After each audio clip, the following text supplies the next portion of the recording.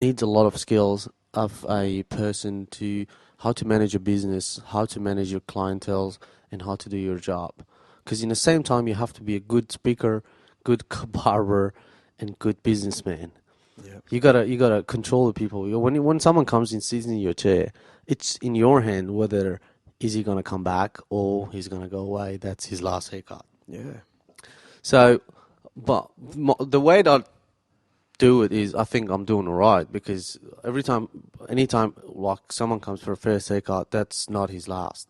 He's Yeah. coming back, he's getting another haircut, and usually people bring back people for me. Like, Yeah. Right. yeah, they're like word in the mouth, what they call Okay. it. It's the best And so, advertised. yeah. So now that you're a boss, you really notice that stuff. Yeah, And he you gets do. like, I need you to come back, you know. Exactly. And You'll make sure they will come back. yeah. Well, there's a guy. It's funny you say that because now that now I've been going to barbers forever, but I really notice them now because there's a lot more barbers, right? So I was going to this Yeah. one.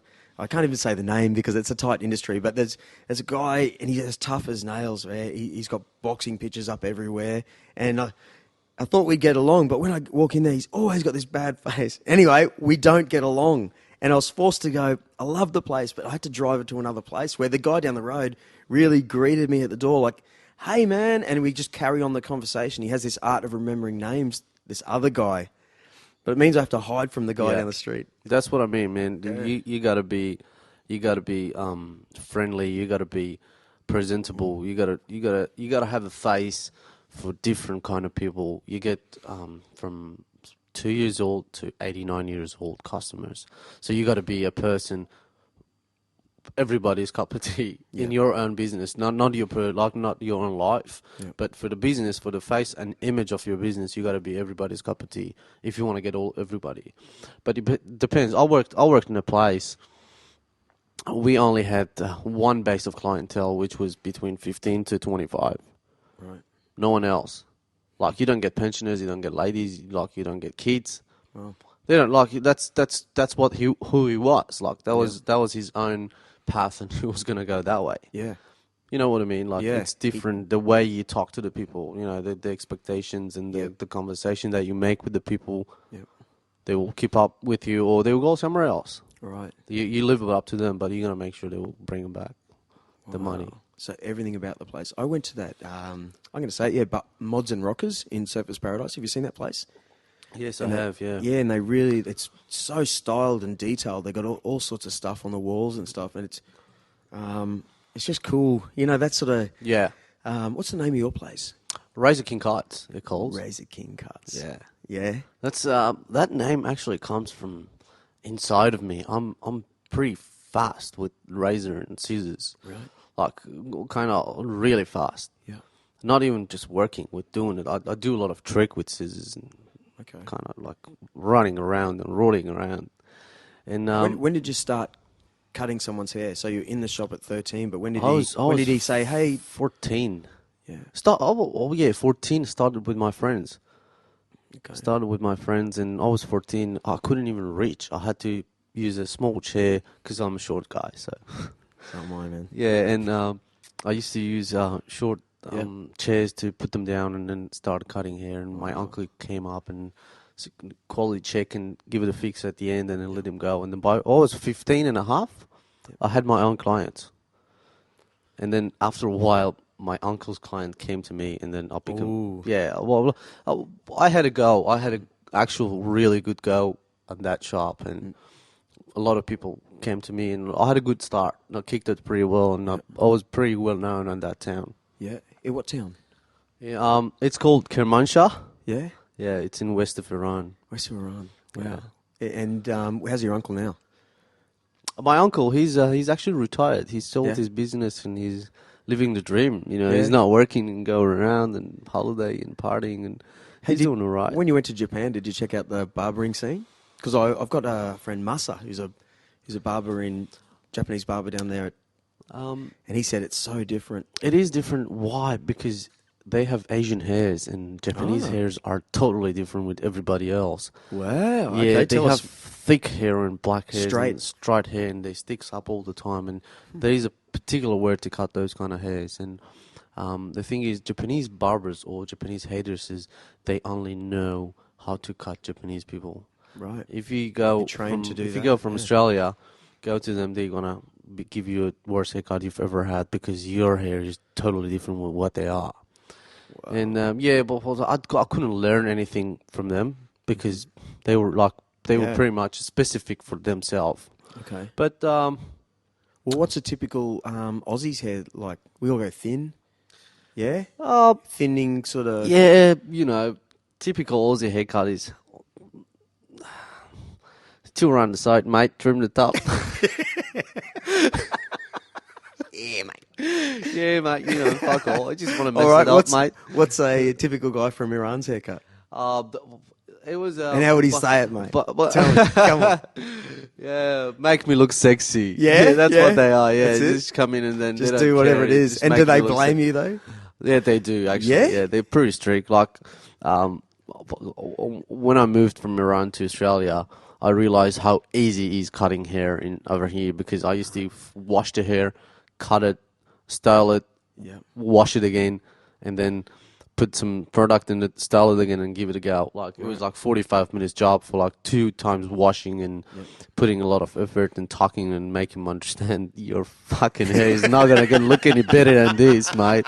Just get the fuck out of here. funny, Yeah. yeah. But here, people too easy. Just two around the Yeah. side, trim the top, done. I tell you what, man, we've all been taught by our dads to just bloody get a haircut, and you don't want to be there. That's what we've kind of been taught. Just get out of there. Like, not, isn't that weird? Like, It's, why? Or put it this way: why are you so stylish? Like why? That's why from Australia we're down here. We're ex-convicts kind of thing, living in this part of the world that's so different to Europe and that part of the world up there. And I always I've never been to Iran, right?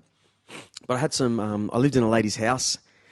She was from Iran. Okay, she lived in Campsie. So I'd go to her house every Wednesday. She'd make me a Turkish coffee, and I really loved her, Mona, right? So she was and I lived with another Persian girl. But anyway, so You lived with a lot of Persian girls, mate. What's going on? Artemis Kehani. Oh, right? really? Oh, my. yeah. Yeah, all right. Anyway, All right. cute as a button, really nice. Yeah, no. But They all are. yeah, but I started to look at it and go, why so stylish? It's like Iran and Italy are almost the same kind of people who love their cars and fashion and jewelry and The difference between the culture that I realized when I came here and got to know the culture of Australian is a lot of Australian guys didn't look after themselves. They don't give a shit about the face and about the image that they have. Yeah. They wear, especially in the Gold Coast, they wear thongs, a short and a singlet. That's it. But if you go to capital or any city in Iran and you walk in a main street, like if you go to surface of my city, you feel like you'd be shocked. You'd be like, where am I? Am I in a fashion style closet or something like that? Everybody, all the women. There is a lot of restrictions. Yeah. The people can't do a lot of stuff. Yeah. There's a lot of rules. You can't do this, you can't do that. But with saying that, there's a lot of people, when you look at them, you'll be like, how much makeup you put on your face? Yeah.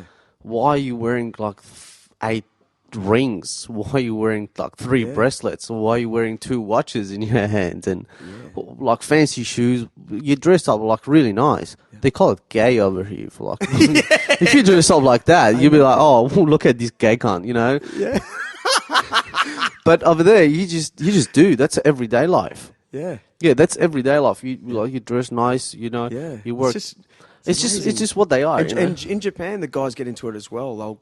They over accessorize. Like, I found myself doing it too. Like, I feel like just such a homeless bum next to the next guy on the train who's wearing. I noticed. And like all sorts of like things hanging off his chains and this so I started getting them myself. I came back to Australia, and I was still rocking a bit of it. I went, I look like an idiot, and everyone sort of looked like, "What are you doing, Drew?" Exactly. I know. It's funny. I noticed we're guys in isolated. Japan they carry purse.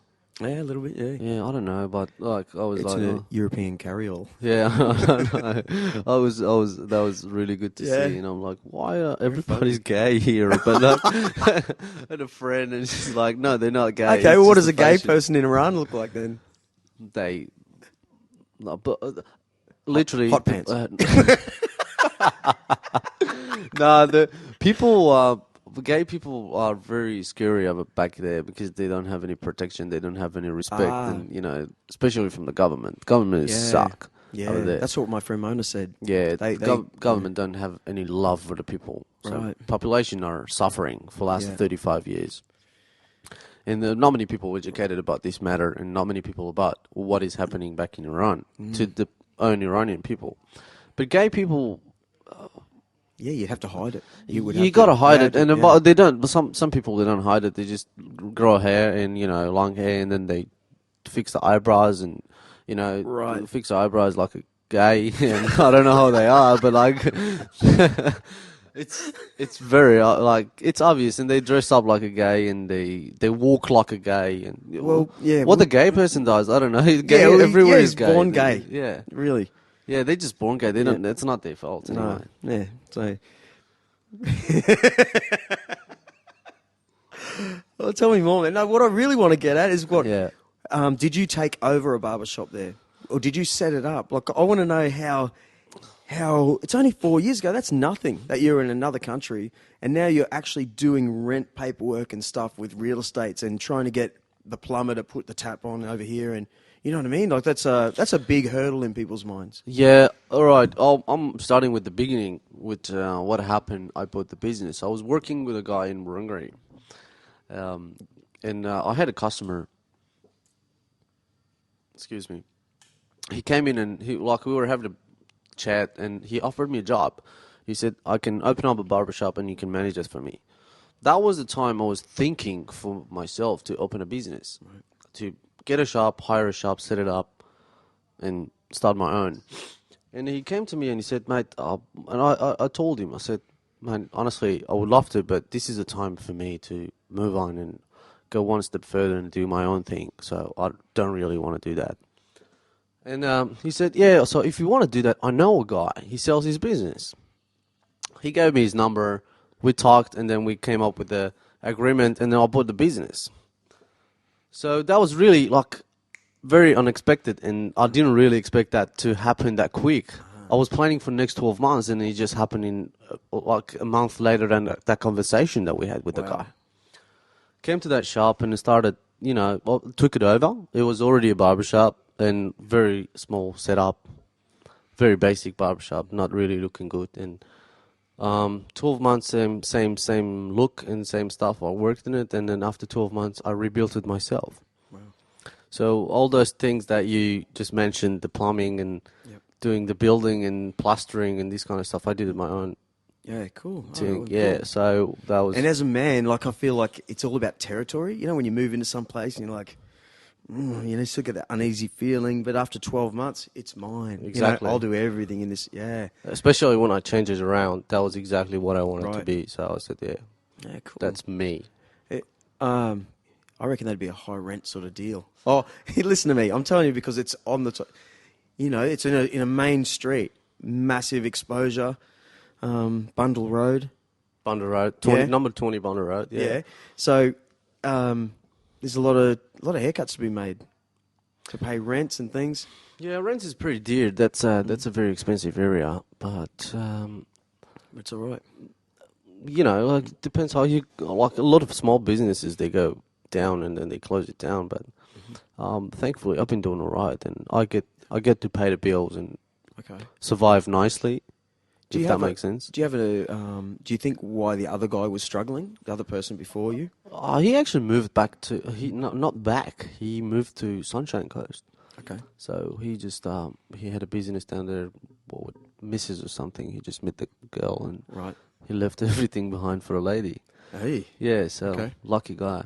Right. Found it after all. Yeah. He was a pretty old guy, so he bought another business on Sunshine Coast, and he's got the same barbershop again over there. So what's the difference? I remember you telling me about when you do is it double scissors or four? Yeah, I use 2 scissors and 3 scissors and 4 scissors in the same time in 2 hands and 1 hand. Right, and they don't really do that here. Nobody does that. It's Wow. just me. I Okay. can't say. I never saw anyone does it, and everybody sees it. They're just surprised. Excellent. Yeah, it's just my